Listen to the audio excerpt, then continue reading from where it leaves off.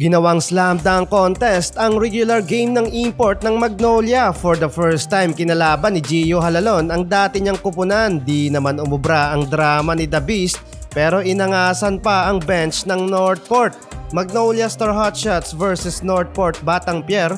Parehong may 2 panalo at 2 talo. Excited din ito dahil makakalaban ni Gio Halalon ang dati niyang kupunan. Same scenario din mga idol para kay Zav Lucero. 4-2 nating run mga idol ang naging bukana dito ng Magnolia Star Hotshots. Nagmula pa yan sa running slam dunk ni Glenn Robinson.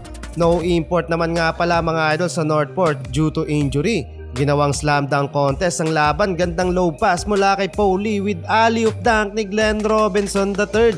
Natambakan agad mga idol ang Northport with 8 points, 4-12. Big run mga idol ang naging sagot dito ng Northport. Kaya agad nilang naibaba sa 2 points ang lead ng Magnolia. Gagayahin naman sana ni Abueva si Glenn Robinson III pero block shot ang inaabot niya kay Flores. Bumawi agad sa kanyang open easy layup mula yan sa assist ni Glenn Robinson III. And the first quarter up by 1 point lang ang lead ng Magnolia sa Northport, 22-23. Nang dahil yan sa dying seconds 3-pointer ni Balanza.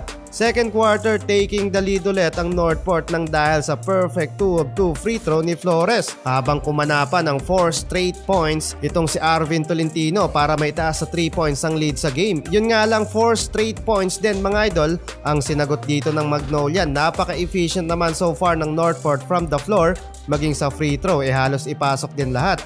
On the court mga idol si Abueva at eto pangatlong dunk show na naman and another highlights na naman ang ginawa ni Robinson III mula yan sa assist ni Baroka. Ginulat naman ni Abueva ang crowd sa 3-pointer sabay inangasan pa ang bench ng Northport. Sumubok pa ulit pero hindi na naipasok. Tabla mga idol sa 46 ang talaan sa scoring sa pagtatapos ng first half. Third quarter dikitan pa rin mga idol ang laban at halos hindi pa nagkakaiwanan ang talaan ng parehong kupunan pagdating sa scoring. Parehong maganda din kasi mga idol ang ball movement sa parehong kupunan. Lamang lang dito ang Magnolia dahil sa kabila mga idol naglalaro silang all Filipino, no import. In short palag-palag mga idol. Halfway ng quarter on Wobere with wide open 4-3, baba na naman sa 1 point ang lead ng Magnolia.